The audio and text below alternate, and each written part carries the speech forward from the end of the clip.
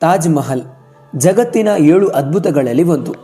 ಶಹಜಹಾನ್ ತನ್ನ ಪ್ರೀತಿಯ ಮಡದಿಯ ಸವಿನೆನಪಿಗಾಗಿ ಕಟ್ಟಿದ ಪ್ರೇಮ ಮಹಲ್ ಇದು. ಪ್ರೀತಿ ಮಾಡುವ ಜೀವಗಳು ಜೀವನದಲ್ಲಿ ಒಮ್ಮೆಯಾದರೂ ನೋಡಲೇಬೇಕು ಎನ್ನುವಂತಹ ಪ್ರೀತಿಯ ಸ್ಮಾರಕ. 100 ವರ್ಷಗಳಾದರೂ ಚಳಿ ಮಳೆ ಬಿಸಿಲಿಗೆ ಲೆಕ್ಕಿಸದೆ ಇಂದಿಗೂ ತಲೆ ಎತ್ತಿ ನಿಂತಿರುವ ಶ್ವೇತಮಂದಿರ. ಇಂತಹ ಅಭೂತಪೂರ್ವ ಸ್ಮಾರಕ ನಮ್ಮ ದೇಶದಲ್ಲಿರೋದು ಪ್ರತಿಯೊಬ್ಬ ಭಾರತೀಯನಿಗೂ ಹೆಮ್ಮೆ ತರುವಂತಹ ವಿಚಾರ. ಆದರೆ ಇಂತಹ ತಾಜ್ ಮಹಲ್ ಹಿಂದೆಯೂ ಸಾಕಷ್ಟು ಅಚ್ಚರಿಯ ವಿಚಾರಗಳಿವೆ, ನಂಬಲಾಗದಂತಹ ಸಂಗತಿಗಳಿವೆ. ಒಂದಿಷ್ಟು ಜನರ ಪ್ರಕಾರ ಈ ತಾಜ್ ಮಹಲ್ ಕಟ್ಟಿದ್ದು ಶಹಜಹಾನ್ ಅಲ್ಲ, ಇದು ಮೊದಲು ಶಿವ ಮಂದಿರವಾಗಿದ್ದು ಇದನ್ನು ತೇಜೋಮಹಾಲಯ ಎಂದು ಕರೆಯಲಾಗುತ್ತಿತ್ತು. 13ನೇ ಶತಮಾನದಲ್ಲಿ ರಾಜ ಪರಮಾರ್ದಿ ದೇವ್ ಇದನ್ನು ನಿರ್ಮಾಣ ಮಾಡಿದ್ದು ಆತನ ಮರಣದ ನಂತರ ಮುಂದೆ ರಾಜ ಜೈಸಿಂಗ್ ಖರೀದಿಸಿ ಆ ಮೂಲಕ ಶಹಜಹಾನ್ ತಲುಪಿ ಆತ ತಾಜ್ ಮಹಲ್ ಆಗಿ ಪರಿವರ್ತನೆ ಮಾಡಿದ ಎಂದು ಹೇಳಲಾಗುತ್ತದೆ. ಇದಕ್ಕೆ ಸಂಬಂಧಪಟ್ಟಂತೆ ಹಲವಾರು ಹಿಂದೂ ವಿಗ್ರಹಗಳು ಇಲ್ಲಿಯವರೆಗೂ ತೆರೆಯದೇ ಇರುವಂತಹ ತಾಜ್ ಮಹಲ್ ನೆಲಮಾಳಿಗೆಯ 22 ಕೊಠಡಿಗಳಲ್ಲಿವೆ ಎನ್ನಲಾಗುತ್ತದೆ. ತಾಜ್ ಮಹಲ್ ನಿರ್ಮಾಣ ಆದ ಬಳಿಕ ಇಂತಹ ಅದ್ಭುತ ಸ್ಮಾರಕವನ್ನು ಬೇರೆಲ್ಲೂ ನಿರ್ಮಾಣ ಮಾಡಬಾರದು ಎಂಬ ಉದ್ದೇಶದಿಂದ ಅದನ್ನು ಕಟ್ಟಿದ 20,000 ಕೆಲಸಗಾರರ ಕೈಗಳನ್ನು ಕತ್ತರಿಸಿದ್ದಾನೆ ಎಂದು ಹೇಳಲಾಗುತ್ತದೆ. ಮೊದಲ ವಿಚಾರ 13ನೇ ಶತಮಾನದಲ್ಲಾಗಿದೆ ಎಂದರೆ ಇನ್ನೊಂದು ವಿಚಾರ 16ನೇ ಶತಮಾನದಲ್ಲಿ ನಡೆದಿದೆ ಎನ್ನಲಾಗುತ್ತದೆ. ಹಾಗಾದರೆ ಇದರಲ್ಲಿ ನಿಜ ಯಾವುದು? ತಾಜ್ ಮಹಲ್ನ ಇತಿಹಾಸವೇನು? ಈ ಹಿಂದಿರುವ ಅಸಲು ವಿಚಾರಗಳೇನು ಎಂಬುದನ್ನು ಅಂಕಿ ಅಂಶಗಳ ಸಮೇತ ನಿಮಗೆ ತಿಳಿಸುವ ಪ್ರಯತ್ನ ನಮ್ಮದು. ಅದಕ್ಕೂ ಮುನ್ನ ತಾಜ್ ಮಹಲ್ ಹಾಗೂ ಶಹಜಹಾನ್ ಹಾಗೂ ಮುಮ್ತಾಜ್ ಬಗೆಗಿನ ಸಣ್ಣ ಇತಿಹಾಸವನ್ನು ತಿಳಿಯೋಣ. ಮೊಘಲ್ ಸಾಮ್ರಾಜ್ಯಕ್ಕೆ ಸೇರಿದ ಶಹಜಹಾನ್ ಹುಟ್ಟಿದ್ದು ಜನವರಿ 5, 1592ರಲ್ಲಿ. ಈತನ ಮೂಲ ಹೆಸರು ಖುರ್ರಾಮ್. ಶಹಜಹಾನ್ ಎಂಬುದು ಆತನಿಗೆ ರಾಜ್ಯಾಡಳಿತದಿಂದ ಬಂದಂತಹ ಹೆಸರು. ಶಹಜಹಾನ್ ಎಂದರೆ ಕಿಂಗ್ ಆಫ್ ದಿ ವರ್ಲ್ಡ್. ಇನ್ನು ಮುಮ್ತಾಜ್ ಬಗ್ಗೆ ಹೇಳೋದಾದರೆ ಮುಮ್ತಾಜ್ ಹುಟ್ಟಿದ್ದು ಏಪ್ರಿಲ್ 27, 1593ರಲ್ಲಿ. ಮುಮ್ತಾಜ್ ಎನ್ನುವುದು ಈಕೆಗೆ ವಿವಾಹದ ಬಳಿಕ ಇಟ್ಟಂಥ ಹೆಸರಾಗಿತ್ತು. ಈಕೆಯ ಮೂಲ ಹೆಸರು ಅರ್ಜುಮಂದ್ ಬಾನು ಬೇಗಂ. ಇವರಿಬ್ಬರ ವಿವಾಹ ನಡೆದದ್ದು 1612ರಲ್ಲಿ. ಅಂದ ಹಾಗೆ ಮುಮ್ತಾಜ್ ಶಹಜಹಾನ್ನ 3ನೇ ಪತ್ನಿ. ಕೆಲವೊಂದಿಷ್ಟು ವರದಿಗಳ ಪ್ರಕಾರ ಈತನಿಗೆ 4 ಜನ ಹೆಂಡತಿಯರು, ಇನ್ನು ಕೆಲವರ ಪ್ರಕಾರ 5 ಜನ ಪತ್ನಿಯರಿದ್ದರು ಎನ್ನಲಾಗುತ್ತದೆ. ಅದೆಷ್ಟೇ ಇದ್ರೂ ಎಲ್ಲರಿಗಿಂತಲೂ ಅಚ್ಚುಮೆಚ್ಚು ಹಾಗೂ ಪತ್ನಿಯ ಸ್ಥಾನ ಕೊಟ್ಟಿದ್ದು ಮಾತ್ರ ಮುಮ್ತಾಜ್ಗೆ ಎನ್ನುವುದು ಗಮನಾರ್ಹ ವಿಚಾರ. ಉಳಿದವರು ಕೇವಲ ಲೋಕದ ಕಣ್ಣಿಗೆ ಪತ್ನಿಯರಾಗಿದ್ದರು ಎನ್ನುತ್ತೆ ಇತಿಹಾಸ. ಇದಕ್ಕೆ ಉದಾಹರಣೆ ಎಂದರೆ ಉಳಿದ ಪತ್ನಿಯರಿಗೆ ಕೇವಲ ಒಂದೇ ಒಂದು ಮಗು, ಆದರೆ ಮುಮ್ತಾಜ್ಗೆ 14 ಮಕ್ಕಳನ್ನು ನೀಡಿದ್ದ ಶಹಜಹಾನ್. ಆದರೆ ಆಗಿನ ಕಾಲದಲ್ಲಿದ್ದ ವೈದ್ಯಕೀಯ ಅವಶ್ಯಕತೆಗಳ ಕೊರತೆಯಿಂದ ಅವುಗಳಲ್ಲಿ ಅರ್ಧದಷ್ಟು ಮಕ್ಕಳು ಹುಟ್ಟಿದ ಕೂಡಲೇ ತೀರಿಕೊಂಡಿದ್ದವು. ಇನ್ನು ಮುಮ್ತಾಜ್ ಕೂಡ 14ನೇ ಮಗುವಿಗೆ ಜನ್ಮ ನೀಡುವ ವೇಳೆ ಅತಿಯಾದ ರಕ್ತಸ್ರಾವದಿಂದ 1631ರಲ್ಲಿ ಮರಣ ಹೊಂದುತ್ತಾಳೆ. ಈಕೆಯ ಮರಣದ ನಂತರ ಶಹಜಹಾನ್ ಎಲ್ಲವನ್ನು ತೊರೆದು ಎಲ್ಲರಿಂದಲೂ ದೂರ ಉಳಿಯುತ್ತಾನೆ. ಮುಮ್ತಾಜ್ ಅಗಲಿಕೆಯ ನೋವು ಆತನನ್ನು ಬಿಟ್ಟು ಬಿಡದಂತೆ ಕಾಡಿದ್ದು. ಆಗಲೇ ಆತ ಈ ಪ್ರೀತಿಯ ಮಹಲ್ ಕಟ್ಟುವ ನಿರ್ಧಾರ ಮಾಡಿದ್ದು. ಮುಸ್ಲಿಂ ನಂಬಿಕೆಯ ಪ್ರಕಾರ ವ್ಯಕ್ತಿಯ ಮರಣದ ನಂತರ ಆತನ ದೇಹ ಮಣ್ಣಲ್ಲಿ ಲೀನವಾಗಿ ಆತ್ಮ ಗೋರಿ ಅಥವಾ ಸಮಾಧಿಯಲ್ಲಿ ಅಂತಿಮವಾಗಿ ವಿಶ್ರಾಂತಿ ಪಡೆಯುತ್ತಂತೆ. ಇದೇ ಉದ್ದೇಶದಿಂದ ತನ್ನ ಪ್ರೀತಿಯ ಮಡದಿ ಮುಮ್ತಾಜ್ ಆತ್ಮಕ್ಕೂ ಒಂದು ಅದ್ಭುತವಾದ ಗೋರಿ ನಿರ್ಮಾಣ ಮಾಡುವ ಉದ್ದೇಶದಿಂದ ದೆಹಲಿಯ ಆಗ್ರಾದಲ್ಲಿ ತಾಜ್ ಮಹಲ್ ನಿರ್ಮಾಣ ಮಾಡುವ ಜವಾಬ್ದಾರಿಯನ್ನು ಆಗಿನ ಕಾಲದಲ್ಲಿದ್ದ ಉಸ್ತಾದ್ ಅಹಮದ್ ಲಾಹೋರಿ ಎಂಬ ಚೀಫ್ ಆರ್ಕಿಟೆಕ್ಟ್ಗೆ ವಹಿಸಿದ ಶಹಜಹಾನ್. ಅಂದಿನಿಂದ ಆರಂಭವಾದ ಪ್ರೀತಿಯ ಸಂಕೇತದ ಮಹಲ್ ಬರೋಬ್ಬರಿ 22 ವರ್ಷಗಳ ಕಾಲ 22,000 ಕಾರ್ಮಿಕರ ಶ್ರಮದಿಂದ ಸಂಪೂರ್ಣವಾಯಿತು.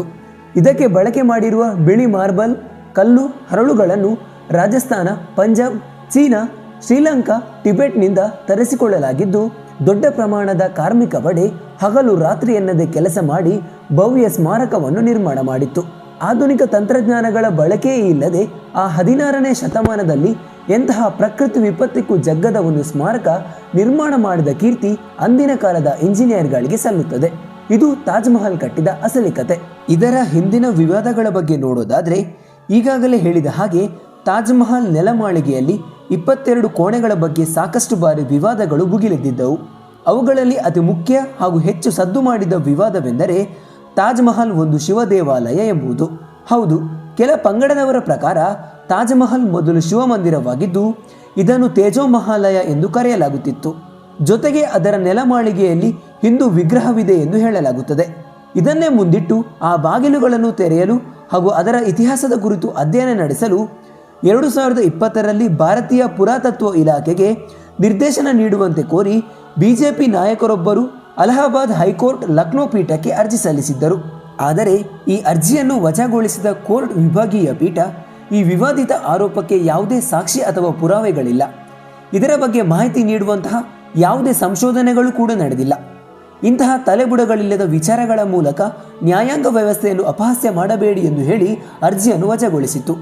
ಇದಾದ ಸ್ವಲ್ಪ ದಿನಗಳಲ್ಲಿ ಎಎಸ್ಐನ ಸಿಬ್ಬಂದಿಯೊಬ್ಬರು ತಾಜ್ಮಹಲ್ ನೆಲಮಾಳಿಗೆಯಲ್ಲಿ 22 ಕೋಣೆಗಳಲ್ಲಿ ಯಾವುದೇ ರಹಸ್ಯವಿಲ್ಲ, ಅದೊಂದು ನೆಲಮಾಳಿಗೆಯಲ್ಲಿರುವ ಕಾರಿಡಾರ್ ಆಗಿದ್ದು ಸ್ಮಾರಕಕ್ಕೆ ಇನ್ನಷ್ಟು ಸುರಕ್ಷತೆ ನೀಡುವ ಉದ್ದೇಶದಿಂದ ಅದನ್ನು ಕಟ್ಟಲಾಗಿದೆ, ಅಲ್ಲಿ ಆ ಕಾಲದ ಅಳಿದುಳಿದ ಐತಿಹಾಸಿಕ ಅವಶೇಷಗಳು ಇವೆಯಷ್ಟೇ, ಜೊತೆಗೆ ಆ ಕೋಣೆಗಳ ಬಾಗಿಲನ್ನು ಶಾಶ್ವತವಾಗಿ ಮುಚ್ಚಿಲ್ಲ, ಸ್ವಚ್ಛತಾ ಕಾರ್ಯಗಳು ಹಾಗೂ ದುರಸ್ತಿ ಕಾರ್ಯಗಳಿಗಾಗಿ ಆ ಕೋಣೆಗಳ ಬಾಗಿಲುಗಳನ್ನು ತೆರೆಯಲಾಗುತ್ತದೆ ಎಂದು ತಿಳಿಸಿದ್ದರು. ಇಷ್ಟಾದರೂ ಈ ವಿಚಾರ ಅಂತ್ಯ ಕಾಣದೆ ಮಾಧ್ಯಮಗಳಲ್ಲಿ ಚರ್ಚೆಯಾಗುತ್ತಿರುತ್ತದೆ. ಇದೆಲ್ಲದರಿಂದ ಬೇಸತ್ತ ಭಾರತೀಯ ಪುರಾತತ್ವ ಇಲಾಖೆ ಈ ವಿಚಾರಕ್ಕೆ ಇತಿಶ್ರೀ ಹಾಡಲು ಆ ಕೋಣೆಗಳ ಫೋಟೋಗಳನ್ನು ತನ್ನ ವೆಬ್ಸೈಟ್ನಲ್ಲಿ ಪ್ರಕಟ ಮಾಡುತ್ತದೆ. ಆ ಕೋಣೆಗಳು, ಅದರಲ್ಲಿ ನಡೆಯುತ್ತಿರುವ ದುರಸ್ತಿ ಕಾರ್ಯಗಳು, ಅದರ ರಕ್ಷಣೆಯ ಬಗ್ಗೆ ಫೋಟೋವನ್ನು ಪ್ರಕಟಿಸಿ ಅಲ್ಲಿ ಯಾವುದೇ ಹಿಂದೂ ವಿಗ್ರಹ ಅಥವಾ ಇತರ ರಹಸ್ಯಗಳು ಇಲ್ಲದೇ ಇರುವುದನ್ನು ಜಗತ್ತಿಗೆ ತಿಳಿಸಿತು. ಅಂದಹಾಗೆ ಈ ವಿಚಾರವಾಗಿ ಕೋರ್ಟ್ಗೆ ಬಂದಂತಹ ಅರ್ಜಿ ಇದೇ ಮೊದಲೇನಲ್ಲ. 2015ರಲ್ಲಿ 6 ಲಾಯರ್ಗಳ ಗುಂಪೊಂದು ಇಂತಹದೇ ಅರ್ಜಿಯನ್ನು ಹಾಕಿತ್ತು. ಆದರೆ ತಾಜ್ಮಹಲ್ ಶಿವ ದೇವಾಲಯ ಎಂದು ಹೇಳುವ ಯಾವುದೇ ಸಣ್ಣ ಸಾಕ್ಷಿಗಳು ಇಲ್ಲದಿರುವ ಕಾರಣ ಈ ಅರ್ಜಿಗಳು ಮುಂದಿನ ವಿಚಾರಣೆಯ ಹಂತಕ್ಕೆ ಹೋಗಲೇ ಇಲ್ಲ. ಈ ತಾಜ್ಮಹಲ್ ಒಂದು ಹಿಂದೂ ದೇವಾಲಯ ಎಂಬ ವಿಚಾರ ಮೊದಲು ಹಬ್ಬಿದ್ದು PN ಓಕ್ ಎಂಬ ಸ್ವಯಂ ಘೋಷಿತ ಇತಿಹಾಸಕಾರನಿಂದ. ಈತನಿಗೆ ಇತಿಹಾಸ ಅಂದರೆ ಇಷ್ಟ, ಇತಿಹಾಸ ಬರೆಯುವುದು ಅಂದರೂ ಇಷ್ಟ. ಆದರೆ ಅದು ನಡೆದ ಹಾಗೆ ಅಲ್ಲ, ತನಗೆ ಬೇಕಾದ ಹಾಗೆ ಇತಿಹಾಸ ತಿರುವಿ ಹಾಕುತ್ತಿದ್ದ. ಹೌದು, ಇತಿಹಾಸಕಾರರಾದವರು ಒಂದು ಕಾಲದಲ್ಲಿ ನಡೆದ ಘಟನೆಯ ಬಗ್ಗೆ ಸಂಪೂರ್ಣ ತನಿಖೆ ಮಾಡಿ ಲೈಬ್ರರಿ, ಆ ಜಾಗ, ಪುಸ್ತಕ, ಮ್ಯಾಗಝಿನ್ ಹೀಗೆ ಹಲವಾರು ಕಡೆ ಸುದೀರ್ಘ ಸಂಶೋಧನೆ ನಡೆಸಿ ಸಾಕ್ಷಿ ಸಿಕ್ಕ ಮೇಲೆ ಆ ನಿರ್ದಿಷ್ಟ ಕಾಲದಲ್ಲಿ ಏನಾಗಿತ್ತು ಅಂತ ಹೇಳುತ್ತಾರೆ. ಆದರೆ ಈತ ಒಂದು ವಿಚಾರವನ್ನು ಅರೆಬರೆ ತಿಳಿದು ತನಗೆ ಬೇಕಾದ ಹಾಗೆ ತನ್ನ ಮನಸ್ಸಿಗೆ ಬಂದಂತೆ ಊಹೆ ಮಾಡಿ ಬರೆಯುತ್ತಿದ್ದ. ಮುಖ್ಯವಾಗಿ ಈತನ ಎಲ್ಲ ಥಿಯರಿಗಳು ನಂಬಲ ಸಾಧ್ಯವಾದ ರೀತಿಯಲ್ಲಿ ಹಿಂದೂ ಧರ್ಮಕ್ಕೆ ಸುತ್ತಿಕೊಂಡಿರುತ್ತಿತ್ತು. ಅಂದರೆ ಈತನ ಪ್ರಕಾರ ಹಿಂದೂ ಧರ್ಮವೇ ಇಡೀ ಜಗತ್ತಿನ ಮೂಲ. ಉದಾಹರಣೆಗೆ ಹೇಳೋದಾದರೆ ಈತನ ಪ್ರಕಾರ ಇಬ್ರಾಹಿಂನ ಮೂಲ ಬ್ರಹ್ಮನಾದರೆ ಇಬ್ರಾಹಿಂನ ಪತ್ನಿ ಸಾರಾಳ ಮೂಲ ಸರಸ್ವತಿ, ಮೋಸೆಸ್ ಮಹೇಶ ಅಂದರೆ ಶಿವ. ಈ ರೀತಿ ತನ್ನ ಥಿಯರಿಯನ್ನು ಪ್ರತಿಪಾದಿಸುತ್ತಿದ್ದ. ಅದೇ ರೀತಿ ತಾಜ್ಮಹಲ್ ಬಗ್ಗೆ ಸ್ವಲ್ಪ ಸಂಶೋಧನೆ ಮಾಡಿ 1986ರಲ್ಲಿ ತಾಜ್ಮಹಲ್ ದಿ ಟ್ರೂ ಸ್ಟೋರಿ ಎಂಬ ಪುಸ್ತಕವನ್ನು ಪ್ರಕಟಿಸಿದ್ದ. ಇದರಲ್ಲಿ ತಾಜ್ಮಹಲ್ ಅನ್ನು ತೇಜೋ ಮಹಾಲಯ ಎಂದು ಊಹಿಸಿ ಇದೊಂದು ಶಿವ ದೇವಾಲಯ ಆಗಿತ್ತು ಎಂದು ಉಲ್ಲೇಖ ಮಾಡಿದ್ದರು. ಅಷ್ಟೇ ಅಲ್ಲ, ಇದನ್ನೇ ಆಧಾರವಾಗಿಟ್ಟುಕೊಂಡು ಕೋರ್ಟ್ನಲ್ಲಿ ಅರ್ಜಿಯನ್ನು ಕೂಡ ಸಲ್ಲಿಕೆ ಮಾಡಿದರು. ಆದರೆ ಇದಕ್ಕೆ ಸರಿಯಾದ ಪುರಾವೆಗಳಿಲ್ಲದೆ ಯಾವುದೇ ಬೆಳವಣಿಗೆ ಕಾಣಲಿಲ್ಲ. ಈ ವಿಚಾರ ಮುಂದೆ ಜನರ ಮಾತಿನ ವಸ್ತುವಾಗಿ ಮುಂದುವರೆದು ಅಲ್ಲಿಂದ ವಾಟ್ಸಪ್ ಯೂನಿವರ್ಸಿಟಿಯ ಮುಖಾಂತರ ಇಡೀ ದೇಶವನ್ನು ಸುತ್ತಿ ನಂತರ 2015ರಲ್ಲಿ ಮತ್ತೆ ಕೋರ್ಟ್ ಪ್ರವೇಶ ಮಾಡಿತ್ತು. ಇಲ್ಲಿಗೆ ತಾಜ್ಮಹಲ್ ಶಿವ ದೇವಾಲಯವಾಗಿತ್ತು ಎನ್ನುವುದಕ್ಕೆ ಯಾವುದೇ ಪುರಾವೆಗಳಿಲ್ಲ ಎಂಬುದು ಸ್ಪಷ್ಟವಾಯಿತು. ಇನ್ನು ಶಹಜಹಾನ್ ತಾಜ್ಮಹಲ್ ಕಟ್ಟಿದ 20,000 ಕಾರ್ಮಿಕರ ಕೈ ಕತ್ತರಿಸಿದ ವಿಚಾರಕ್ಕೆ ಬರೋದಾದರೆ ಇದೊಂದು ಸಾಮಾನ್ಯರು ನಂಬದ ಕತೆ. ಏಕೆಂದರೆ ತಾಜ್ಮಹಲ್ ಕಟ್ಟಿದ್ದು ಬರೋಬ್ಬರಿ 22,000 ಜನರು, ಅದು 22 ವರ್ಷಗಳ ಕಾಲ. ಹೀಗಿರಬೇಕಾದ್ರೆ ಒಂದೇ ದಿನ ಇಷ್ಟೊಂದು ಜನರ ಕೈ ಕತ್ತರಿಸಲು ಸಾಧ್ಯನಾ? ಕತ್ತರಿಸಿದ್ರು ಅನ್ಕೊಳ್ಳಿ, ಶಹಜಹಾನ್ ಒಬ್ಬೊಬ್ಬರದೇ ಕೈ ಕತ್ತರಿಸ್ತಾ ಬರಬೇಕಾದ್ರೆ ಅದನ್ನೇ ನೋಡಿಕೊಂಡು ಅಲ್ಲೇ ನಿಂತಿರಲು ಆ ಕಾರ್ಮಿಕರೇನು ಮೂರ್ಖರ? ತಮ್ಮ ಕೈ ಕತ್ತರಿಸುತ್ತಾನೆ ಅಂತ ಗೊತ್ತಾಗುವಾಗಲೇ ಅಲ್ಲಿಂದ ತಪ್ಪಿಸಿಕೊಂಡು ಹೋಗುವ ಪ್ರಯತ್ನ ಮಾಡ್ಬೋದಿತ್ತಲ್ವಾ? ಇದರಿಂದಾನೇ ಅರ್ಥವಾಗುತ್ತೆ ಇದು ಒಂದು ಕಟ್ಟುಕತೆ ಎಂಬುದು. ಇದನ್ನು ಸಾಬೀತುಪಡಿಸಲು ಯಾವುದೇ ಕುರುಹುಗಳಾಗಲಿ ಸಾಕ್ಷಿಗಳಾಗಲಿ ಇದುವರೆಗೂ ಸಿಕ್ಕಿಲ್ಲ. ಕೇಳಿದ್ರಲ್ಲ ಸ್ನೇಹಿತರೆ, ಇದಾಗಿತ್ತು ಜಗದ್ವಿಖ್ಯಾತ ತಾಜ್ಮಹಲ್ ಹಿಂದಿರುವ ನಿಗೂಢ ವಿಚಾರಗಳು. ನಮಗೆ ಸಾಧ್ಯವಾದಷ್ಟು ಅಧ್ಯಯನ ನಡೆಸಿ ಈ ಮಾಹಿತಿ ನೀಡಿದ್ದೇವೆ. ಈ ಮಾಹಿತಿ ನಿಮಗೆ ಇಷ್ಟವಾದಲ್ಲಿ ನಿಮ್ಮ ಸ್ನೇಹಿತರೊಂದಿಗೆ ಹಂಚಿಕೊಳ್ಳಿ. ಏನಾದರೂ ಮಿಸ್ ಆಗಿದ್ದಲ್ಲಿ ಕಮೆಂಟ್ ಮೂಲಕ ತಿಳಿಸಿ. ಇಂತಹ ಇನ್ನಷ್ಟು ಸಂಶೋಧನಾತ್ಮಕ ವಿಡಿಯೋಗಳಿಗೆ ನಮ್ಮ ಚಾನಲನ್ನು ಸಬ್ಸ್ಕ್ರೈಬ್ ಮಾಡಿ. ನಮಸ್ಕಾರ.